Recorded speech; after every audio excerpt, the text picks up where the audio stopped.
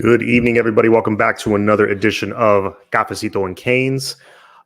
Please, on your way in, you know the drill. Hit that like button. Please hit the subscribe, the share, all that good stuff. We are here previewing the Louisville game, the top 10 Louisville, University of Louisville Cardinals, are they? I don't even, that'd be pretty funny if I don't get their name right. Louisville Cardinals. I don't know why I drew a blank there, but they are ranked number 9 right now in the country, and they are coming to Hard Rock Stadium this Saturday, noon kickoff on ABC.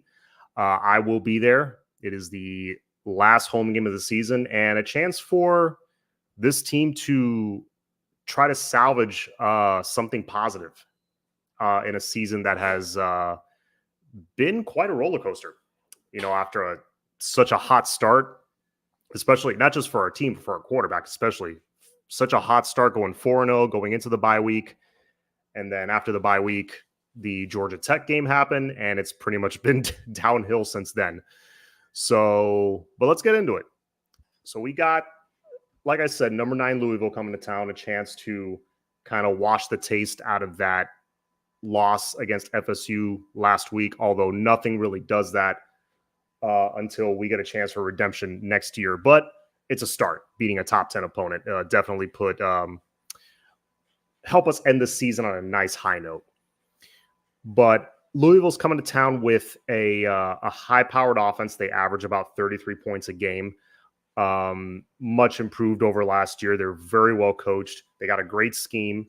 They have Jack Plummer at quarterback, who I looked up his numbers. He has 65% completion percentage, averages 9.1 yards per completion. So, not bad there, but then 16 touchdowns, 9 picks. That didn't really impress me too much, but I've seen them play. He is a good manager of that offense. He has been sacked 20 times, but, over 2,400 yards total for the season passing. So overall solid stats. Jake Plummer's son. Yes, I believe he is. You know what? Let's look that up. Google. Is Jack Plummer Jake's son?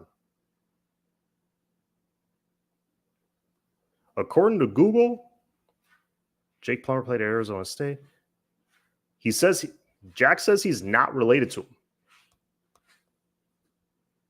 Former Denver pick is often thought to be related to. Yeah, no. They only happen to share the last name, according to Google. So no, they are not. They are not related. I totally thought they were. Well, my wife decided to sit right behind me. Let me hide her. All right. Yeah, so let's see, where were we?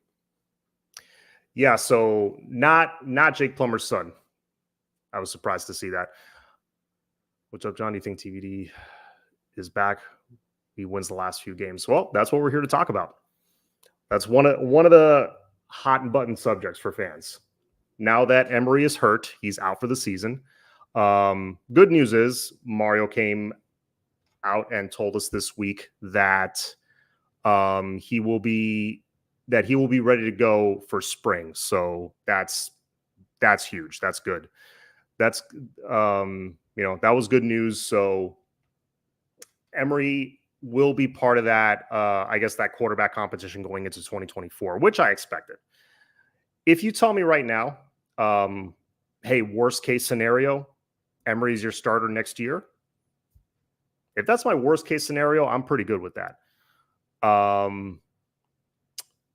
we'll talk about it. So as I was saying, so Louisville comes in and, they're a solid offense, but I think they're a team that we can, in the trenches, just like we did at times against Florida State, they're a team that we can out-muscle, out-physical in the trenches. And, we can, use that ground game to our advantage to drain that clock, keep that offense on the sideline. Unfortunately, that's not what the fans want to see right now. They want to see they want to see our version of a high-powered offense. They want to see some tempo. They want to see some creativity. I do think you can show creativity without necessarily airing it out. You can show creativity on the ground with like jet sweeps and screens and stuff like that, where our offensive line is getting out there and, going downhill. But I would like to see a little bit more, but unfortunately, the best way to combat their offense is to keep them on the sideline, probably. So that's probably going to be, Mario might be doubling down on the whole, hey, we're just going to keep this a trenches game and ram it down their throat. Hey, if it works, great. That has worked for teams in the past, but I don't know. Like, to me, if we don't make some plays in the passing game, at least some, if some plays in the passing game, then we're going to lose. If it's just the same old that we've seen the last, 5, 6 weeks, 7 weeks, we're going to lose. It's as simple as that. It has to be different. We have to throw some wrinkles in there. We have to, whatever it is. If it's throwing Brashard Smith at Wildcat, if it's, putting some packages out there for Jakari. There's some rumors about Jakari, watching the other shows. There's talk of him, maybe wanting to transfer, that, he doesn't want to get in there and get hurt. It is very odd that with 4 games left in the season and going into that North Carolina State game, there were 4 games left in the season. At that point, you could have played him in every game, and his red shirt was protected. It was safe. He still would have gotten his red shirt, but he still hasn't. Not only has he not played, he hasn't played a down, like not even a couple plays here and there in garbage time, like nothing. So it is very odd, and it's been very surprising to me since the beginning of the year. So you got a situation there that none of us are 100% sure what it is. Like most things, it'll come to light probably after the season's over. I really hope Jakari sticks around, but we'll see. We need it for the quarterback competition. Obviously, we need to go out and get a guy in the portal, maybe a couple of guys, a starter and a guy for depth. But yeah, it's not a good situation at that position. But going into these last 2 games, again, even with the situation at quarterback, I think they're very winnable games. It's just, you got to be a little creative, and we need something from Tyler. I know Kane's Twitter's going a little crazy over his latest press conference. Some things he said about, I think some things were taken out of context, but some things about, not. Basically, his message was he's trying not to let the haters get to him. That's how I took it. Other people took it, I think, the wrong way, and they were led to believe, oh, he doesn't care. I don't think it's that he doesn't care. I think he's obviously going through something. And like I've said before, I think something went down during that bye week that led to very ultra simplified, dumbed down play calling from then on out, whether it was more injuries or something mental or a combination of both. That's my theory. I think that's what happened. But you guys tell me what you think. What came first, the chicken or the egg? Was it Tyler's struggles, maybe in practice or something, led to the dumbed down play calling?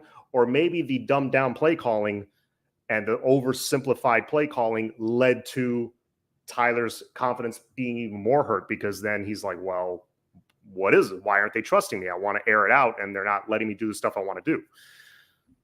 Kind of like what happened with Josh Gaddis last year. You guys let me know. I think it was the first thing I said. I think something happened with him during that bye week.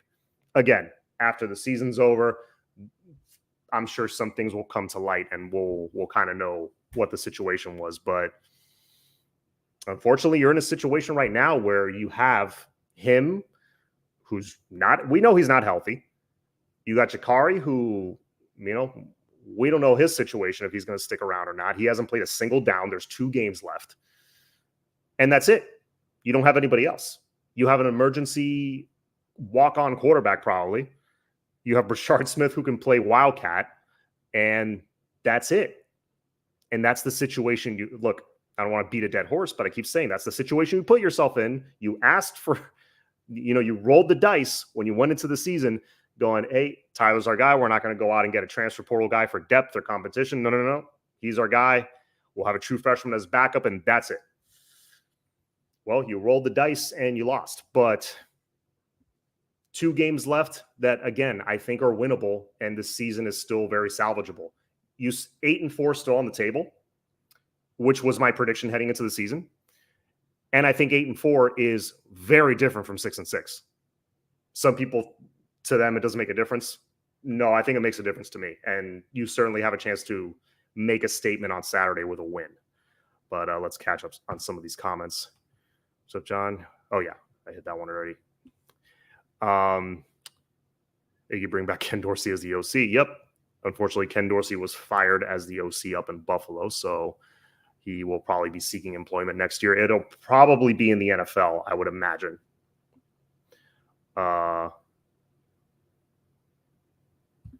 I'm sold that Mario knows how to recruit talent but doesn't know how to use it offensively. Chosen Wofford, I mean, it's a valid question. It's a valid question for sure. I'm not gonna fight you too much on that. I think he knows the type of player how his teams, how he wants his teams to look. I think he knows that, but yeah, it's looking back at his days at Oregon. I mean, he inherited Justin Herbert, so he was set there for a couple of years. And you know what? His final year, yeah, he had, I can't remember the kid's name. He had that quarterback that they went into Columbus, Ohio and beat Ohio State with. Mobile quarterback. He was, athletic. He gave you something in the passing game, though. They were able to win 10 games and have that huge upset in his final year, really without a solid quarterback. So, but the question marks is of, does he know how to manage that position? It's a valid question, I guess. Prime example, Brashard Smith is not being used properly. I 100% agree. I don't know if there's a situation there also, it's very odd that a guy as explosive as Brashard Smith is not getting the touches. I mean, even in that Clemson game where he took one to the house, off the top of my head, I think he had like a handful of touches. And every game after that, it's been like a couple each time. I just don't get it.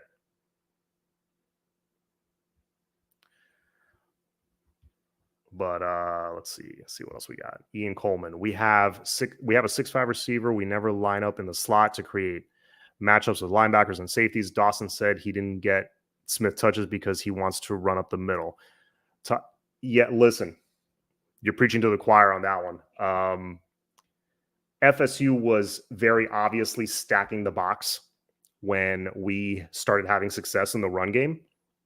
And there were opportunities to go lateral, to go around them, because, I mean, those safeties were creeping up into the box on every play.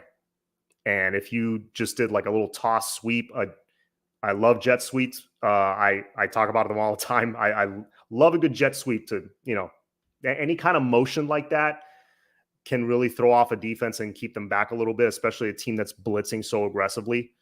A jet sweep or a little pop pass or something like that. Use modern stuff. Other teams use it for a reason. Like, why not? A halfback screen out of the backfield would just gash any opposing defense we face because they're all stacking the box. But yeah, no, totally agree with you. We can beat Louisville if Tyler does his checkdowns and not forcing the ball. Well, that's the thing. Sometimes his checkdowns are like way too predictable. I don't know. I think they're forcing him to do checkdowns too much. I think they're dumbing it down for him too much, which chips away at his confidence more. I think they just they're not playing for any hardware at this point. Just let it fly, let it go. Let Tyler do what he wants to do. It's his final home game as a Hurricane in all likelihood. He will, let's be honest, he'll likely hit the portal next year, I'm thinking. Um, and, that'll be that. But how great would it be for him? And I'm rooting for this. I'm rooting for him, and I'm rooting for him to do this. I really hope in his final home game as a Miami Hurricane, he goes out there and beats a top 10 opponent. That would be awesome. That would it wouldn't make the season for me, obviously, because this team was a good quarterback play away from being, or 10 games in, from being 9-1, 8-2. I mean, it was there. We have the roster is pretty much set. We just needed that consistent quarterback play. Had we gotten week 1 through 4 Tyler the rest of the season, we don't lose the Georgia Tech game. We go on the road and beat NC State in all likelihood because our defense dominated that day up until the final couple drives. We maybe go on the road and beat Florida State. I mean, North Carolina is the only one that's that would have been a shootout. Maybe we would have lost that one, but I mean, most of the losses, it's just we were right there. We were in the game. It was close. Clemson, we would have beaten them by 3 touchdowns if our defense played the same way they played. I love this. John, I feel your pain. 20 years of this makes me feel like Duke fans. Love my team. It's all about the U. Rock on. Appreciate the support, Pimp Down. You're always in the comment section leaving good comments, so I appreciate you. Let's see what else we got. 6-6 with TVD at QB. Yeah, I said that a couple of weeks ago when we were all like, hey, is the decision going to be made? Is it going to be benched? Yeah, I said that. And you know what? That may happen, but I'm rooting for the guy anyway. I think he is very capable of winning these last couple of games. I doubt it is the play calling because Dawson offense is a simple offense. I believe opposing coaches finds out TVD's weakness after the 4 wins. I do think there was some of that going on. That's a good point, Anthony. Definitely some of that going on. Figuring out that they could just kind of hang back and read TVD's eyes. But that's on Dawson to, that's part of the chess game between coordinators. It's like, okay, Dawson moved his pawn. He made his move. Okay, defensive coordinators adjusted. They made their move. They moved to, they moved their pawn. Now Dawson's turn. He hasn't moved his next piece to as a counter to that yet. And I don't know why. Is it maybe a little bit of meddling by Mario? No, we're going to stick to the ground game. We're just going to run down the throats, and that's what we like to do, and that's it. That's what we do. Definitely could be some of that going on. There is this argument also that it's is it Dawson or is it Mario? I really believe that there is because there's a reputation of it here. While I fully support Mario and I think he's doing a lot of things well, I think there's a little bit of that going on. I think he wants to establish that identity. We certainly saw it last year.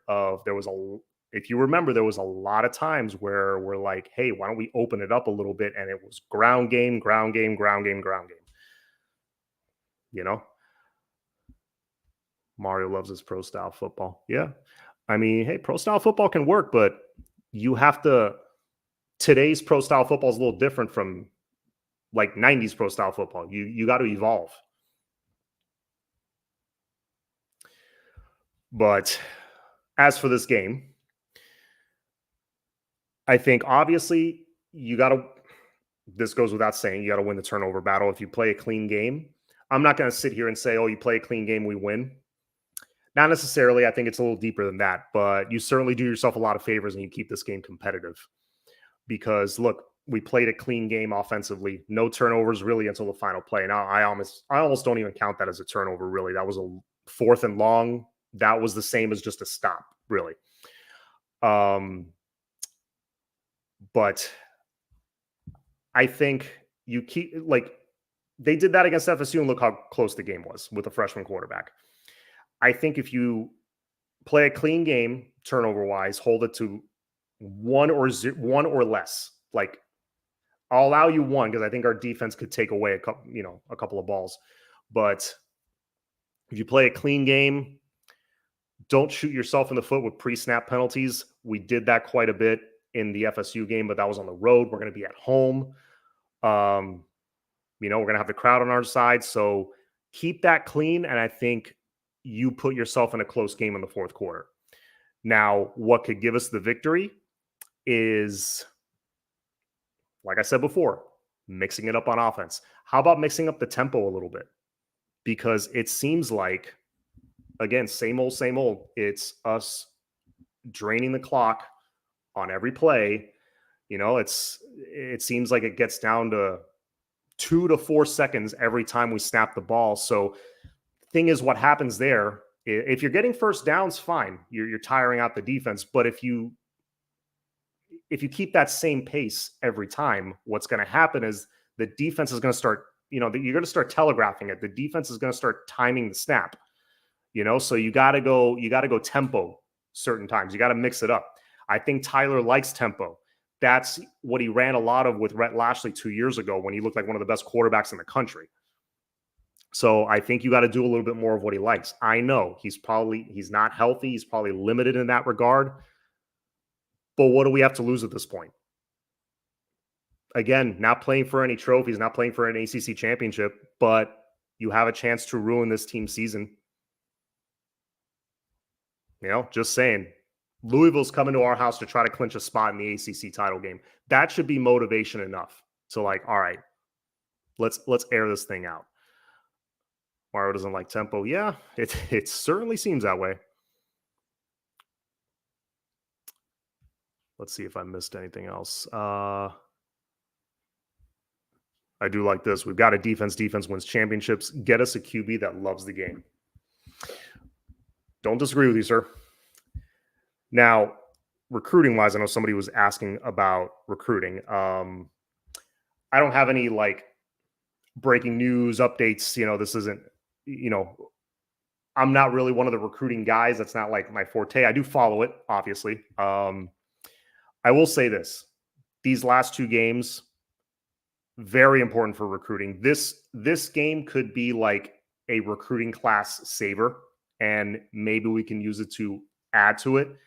Because right now, let's see where the class stands. Right now, Miami's ranked number 11 on the 247 composite ranking. And we got 26 commits, the latest, of course, being Markel Bell, the 6'8", 340-pound monster of an offensive tackle. And we got some studs in this class. 26 commits. If we can, let's say worst happens. Okay, we finished 6-6. If you can keep at least 21, 22 of those guys, because you're gonna, if you go 6-6, you're gonna lose a few. I'm telling you right now, you're gonna lose a chunk of the class. You can supplement maybe by getting other guys to flip. You'll lose a handful of guys. It'll sting, but try to right the ship as much as possible. Retain most of this class and hit that transfer portal hard. Because look at what it's done for. Not just FSU, for a lot of teams. Look what if you hit on certain guys in the transfer portal, it can turn an entire season. Look what it did for us. Coming off a 6-7 season, first year with Manny Diaz, what do? We go out and get De'Ara King. We land ourselves a legitimate quarterback, a quality quarterback, dual threat, great leader. We go 8-3. And if he hadn't gotten hurt in that bowl game, we probably would have won that bowl game, the way the offense had gotten going. So you got to hit the portal like there's no tomorrow if you finish 6-6. That's just the truth. Now, if you salvage one of these games, if you can go out and win on Saturday against the number 19 in the country on ABC at home, final home game of the season, you can really, you probably lock in most of, if not the entire class, just with that win alone. And maybe you get the attention of a couple of guys you're trying to flip, because they still are going after guys. The staff, they're relentless.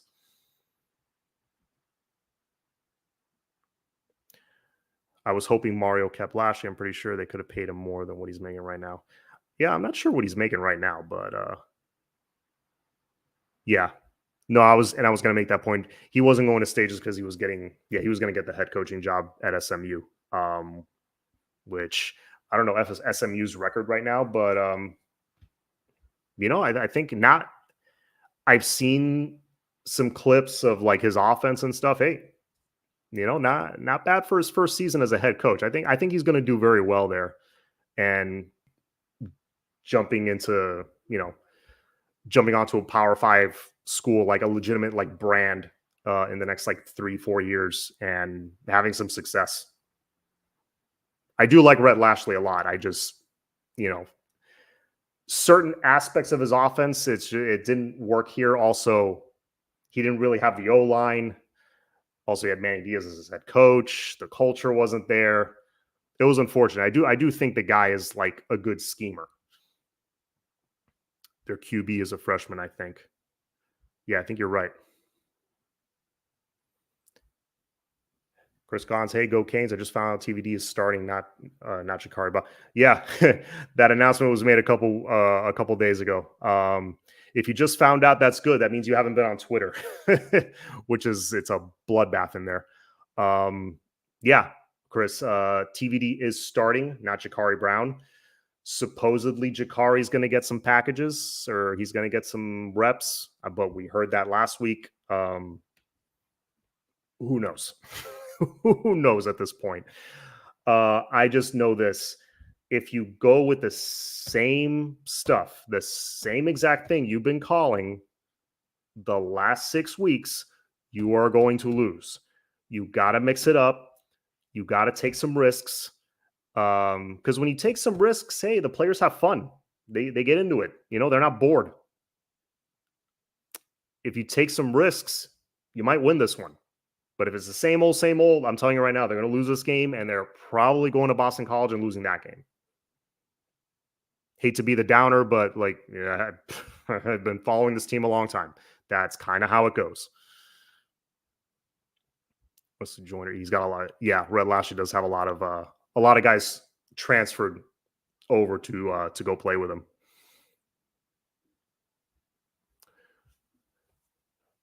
But yeah, those are pretty much my thoughts on Saturday.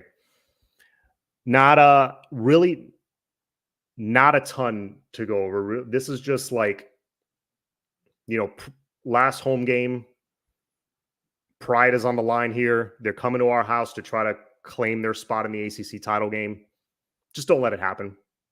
Protect Hard Rock, Just everybody's dinged up. Everybody's hurt.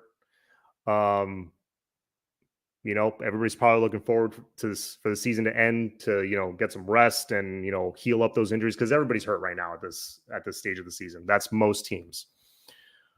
But if they can dig deep and just get plays from all phases, offense, defense, special teams, if everybody can do their job, it'll take pressure off the quarterback, having to carry the show. I really believe this game is winnable. Special teams has to make a big play or two. It's gonna require all hands on deck.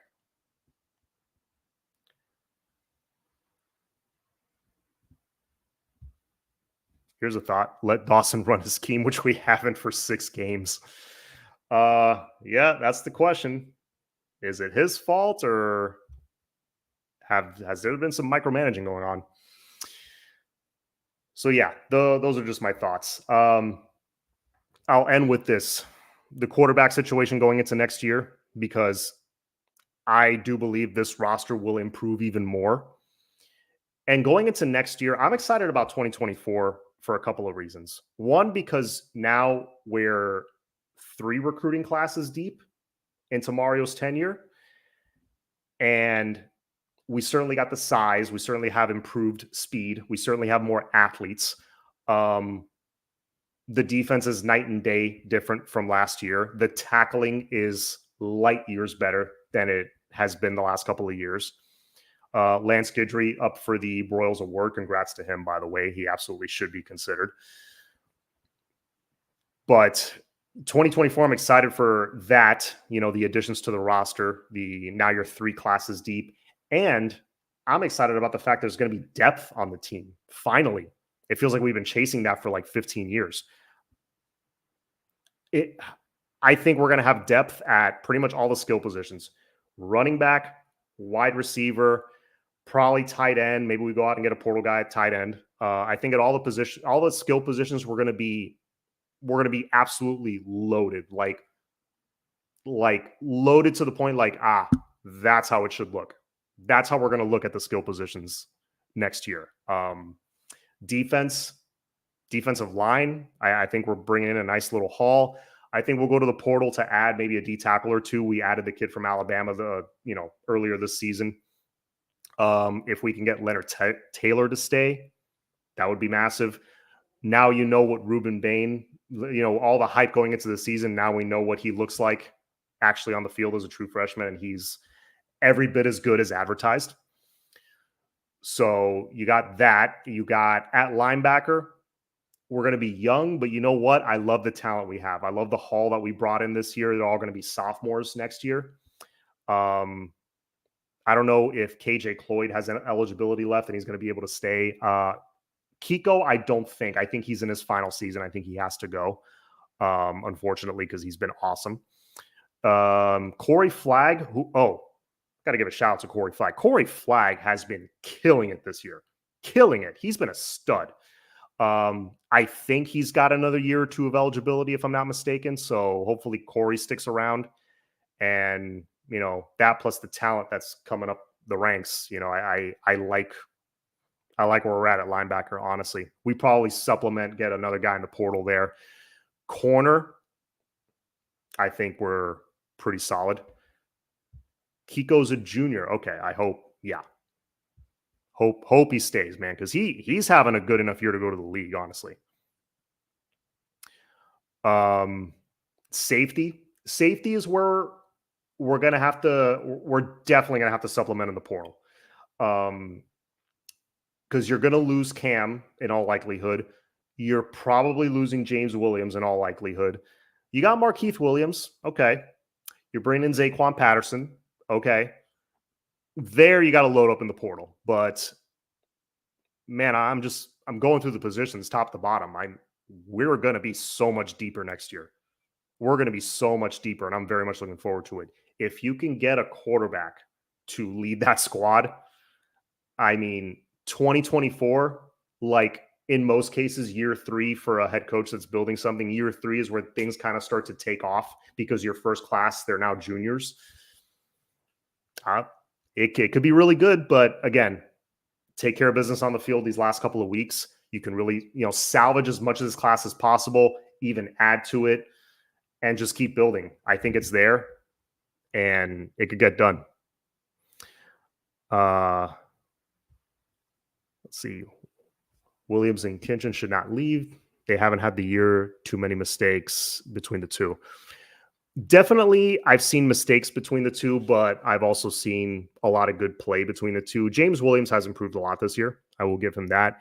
He's really got to tone down the taunting and the stuff, the extracurricular stuff after the play. He's really lucky he hasn't been called for more stuff.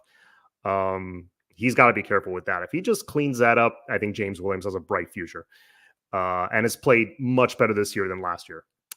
Kinchin's, yeah, he's made mistakes here and there. He's been aggressive. He's bid on certain plays. He's taken some gambles that have not paid off, but he has a few picks this year. He has that pick 6 against Virginia. I think Kinchin's has enough tape that people see his talent. They're like, yeah, he's like a first or second rounder. But man, if you can, I don't know if you'll convince Cam to stay. I think he's gone. Leonard Taylor, you might convince to stay. I think there's a chance there. Offensive line, because Matt Lee is a center and his name is not Pouncey, those guys are just absolute monsters. They were freaks. Because Matt Lee is a center and they usually don't, even the best center in the country doesn't get drafted super high. There's a chance he stays. Javion Cohen in all likelihood is gone. Jalen Rivers might be gone. Well, no, he probably is. That's just my take. But you got CeCe, you got Ines Cooper. Let's say maybe Matt Lee stays. We're solid at tackle. You know, you got Tommy Kinsler, you got Sampson, you got Markel Bell coming in. I think we're more than okay at offensive line. Mario needs to go after QB from Tulane. I like the QB from Tulane. One good year. Hey, you're not wrong, man. One good year doesn't usually mean a good NFL career. No, but it shows me progress. And it kind of proves to everyone that, you know, this 5-star recruit coming out of American Heritage, it's like, see, he can do it. And it's like, yeah, no, he can. I just hope he keeps building on it. John, you think Lance Guidry will stay as defensive coordinator, or you think he will go somewhere else? He has done good. He has done a good job on our defense. I hope he stays. Listen, that's another key going into next year. If you can convince Lance Guidry to stay 2 more years, I'll be ecstatic. I'll be so happy. If you can convince him to stay longer than that, dude, whatever it costs. If he could be our version of Brett Venables and stay here for like 7 years, and we have like the best defense in the country for most of that time, I'll be very happy. And that'll make it more attractive for other players to come in. Hey, that defense is going to hold teams to 10 points or less. Yeah, I want to play for that team. I think he stays. Kinchins and Williams will be back. Your lips to God's ears, my friend. I hope you're right. But, you know, for their sake, if they're getting first round grades, I hope they go and make that money. I hope they will kill it. But if they decide to stay, even better. Future looks bright. I'm confident that we will get what we need, but we definitely need better quarterback play. Yeah. I think that's the message this year, man. And I hope this coaching staff has realized how important that position is. And, you know, I hope when it's the off season and it's portal season and we have to open up that NIL checkbook, I hope we do. Because that's what it's going to take. Not just out recruiting the other teams, but you know, the NIL opportunities. We're gonna have to really drive that point home. Okay, I'll answer this one last question, then I'll get out of here. Believe Miami Sports. By the way, love that name. Love it. Love the logo. What do you think about our running back room for this upcoming game? Yeah, I'm not going to lie. We're banged up. We're a physical team that likes to run the ball a lot. So I figured by the end of the year, our running backs would be beat up. I'm not sure if I really hope whatever Don has is not serious. He's been nicked up at times this year where he's had to like come out of games and stuff. If we have Don and Fletcher and you give me a little bit of AJ Allen, I mean, with those 3, I think we're good. But like the fan base has been saying, I'm totally with them on this. Like, why haven't we seen more Brashard Smith? And why haven't we seen more Chris Johnson? It's a valid question. Like, why these guys are burners? Why? You're doing exactly what Larry Bluestein says not to do. You cannot leave the Lamborghini in the garage. You got to take it out for a spin. Could we see Citizen on Saturday? Last I heard, Citizen is, this is from the coach's mouth himself. He says that Citizen's ready.